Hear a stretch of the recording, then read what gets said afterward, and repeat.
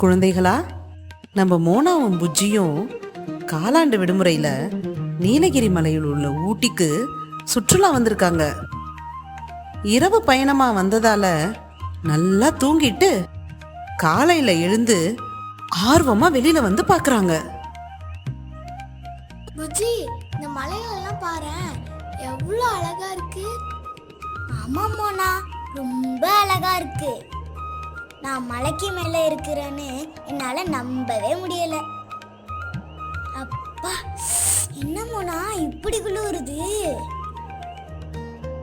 ஆமாம் புஜி, நம்ம வீடுங்க இருக்க தரைமட்டத்துல இருந்து ரொம்ப உயரத்துல இருக்கோம், அதனால தான் குளிருது. ஓ, அப்படியா? ஆமா மோனா, இப்ப நம்ம எந்த மலைக்கு வந்திருக்கோம்? நம்ம இப்போ நீலகிரி மலையில இருக்க மலைகளின் அரசியான ஊட்டியில இருக்கோம். ஐ, ஊட்டியா மோனா? Jolly jolly jolly. இந்த பக்கம் பாரு, இந்த மலைகளெல்லாம் பார்க்க ரொம்ப அருமையா இருக்குல்ல? ஐயோ ஆமா மோனா, செம்மையா இருக்கு. இங்க இருந்து பார்த்தாலே எப்படி இருக்கே, இன்னும் உயரமா போய் பார்த்தா எப்படி இருக்கும்? ஆனா நம்மளால தான் பறக்க முடியாதே. அதுக்கு ஒரு வழி இருக்கு புஜி. அப்படியா மோனா? அது என்ன வழி மோனா? இருக்கவே இருக்கு, நம்ம மேஜிக் பேக் புஜி.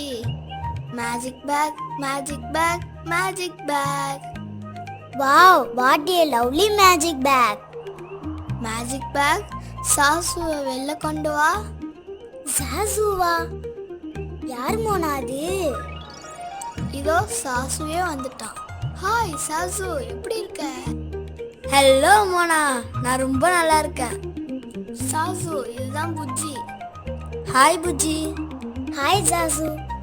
இன்னைக்கு சாசு தான் நம்மளுக்கு உதவ போகுது. சாசு, இந்த கேமராவை நீ கழுத்துல மாட்டிக்கோ. குடு மோனா. சாசு, கேமராவை மாட்டிக்கிட்டியா? கரெக்டு. எங்கே மேலே போய் பாரு, ஒரு வீ பார்ப்போம். தோ. புஜ்ஜி, சாசுவோட கழுத்துல இருக்க கேமரா மூலியமா இதுல பார்த்துக்கலாம். சூப்பர் மோனா. சாசு, நீ ரெடியா? நான் எப்பவுமே ரெடி தான்.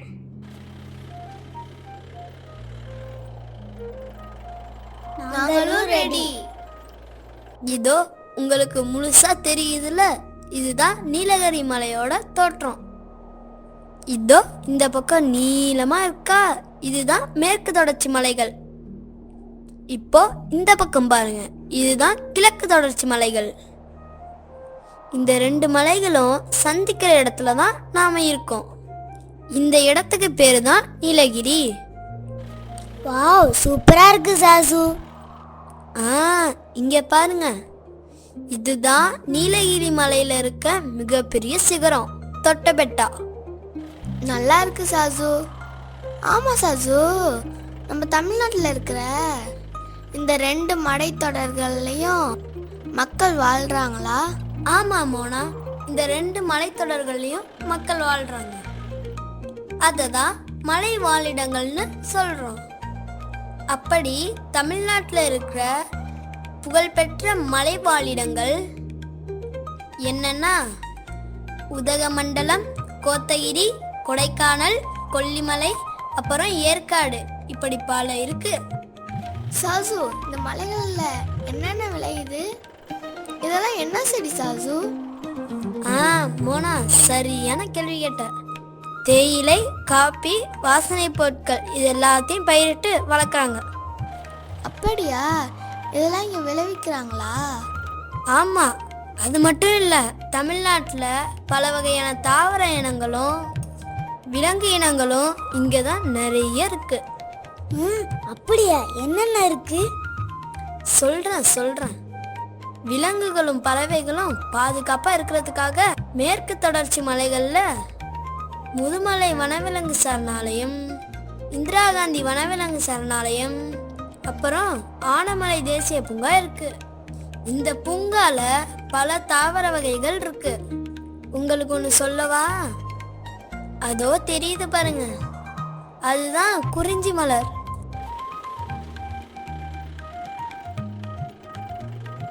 இந்த குறிஞ்சி மலை 12 வருடத்துக்கு ஒரு முறை தான் பூக்கும். அப்படியா? அழகா இருக்குல்ல மோனா? ஆமா ஆமா. ஓகே, கீழே வா சாசு, ரொம்ப நேரம் பறந்துட்ட. சரி, இப்போ நாம மலையை விட்டு கீழே இறங்க போறோம். சரியா என்ன ஃபாலோ பண்ணுங்க. அப்பா, மலையை விட்டு இறங்கியாச்சு. என்ன இது? இந்த இடம் ஒரே மேடா தெரியுது. ஆமா, இது வரைக்கும் நம்ம பார்த்தது மலைகள். இதுதான் பீடபூமி. பீடபூமியா? ஆமா, இந்த இடத்துக்கு பேர் தான் பீடபூமி. இது நம்ம தமிழ்நாட்டுல 3 இடத்துல இருக்கு. எங்கெங்க இருக்கு சாசு? இப்ப நாம இருக்கிறது கோயம்புத்தூர் பீடபூமி. அப்புறம் பக்கத்துல பாராமஹால் பீடபூமி இருக்கு. அடுத்து மதுரை பீடபூமி இருக்கு. கோயம்புத்தூர் பீடபூமி, பாராமஹால் பீடபூமி, மதுரை பீடபூமி. அதோ அங்க ஒரு மலைக்குன்று இருக்கு, வாங்க அங்க போலாம்.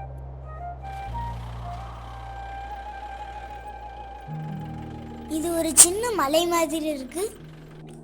ஆமா, இத மலைக்குன்றுன்னு சொல்லுவோம். பொதுவா இந்த மாதிரி பீடபூமிக்கு இடையில நிறைய மலைக்குன்றுகள் இருக்கும். இந்த மலைக்குன்றுக்கு சென்னி மலைன்னு பேரு. இது ஈரோடு மாவட்டத்துல இருக்கு. புஜி, இது வரைக்கும் என்னென்ன பார்த்திருக்கோன்னு சொல்லு பாப்போம். ஓ, அதுவா? இது வரைக்கும் நம்ம 2 பார்த்துருக்கோம், மலைகள், பீடபூமிகள். மலைகள்ல மேற்கு தொடர்ச்சி மலை, கிழக்கு தொடர்ச்சி மலை. பீடபூமிகள்ல பாராமகால் பீடபூமி, கோயம்புத்தூர் பீடபூமி, மதுரை பீடபூமி. சரியா சொல்லிட்டியே புஜ்ஜி. நல்லா யாரு? மோனா, புஜ்ஜி, கொஞ்சம் 2 பேரும் அந்த பக்கம் பாருங்க. பறவைகள் எவ்வளவு அழகா கூட்டமா போகுது பாருங்க. ஆமா சாசு, நாமளாம் அவங்க கூட சேர்ந்து போலாமா? இரு, கேட்டு பாப்போம். ஹாய், என் பேர் சாசு, உங்க பேர் என்ன? என் பேர் லைலா. கூட்டமா நீங்க எங்க போறீங்க? நாங்க கடற்கரையை நோக்கி போயிட்டு இருக்கோம். அங்கெல்லாம் போறதுக்கு எனக்கு ஆசையா இருக்குமோனா. அவசரப்படாத புச்சி.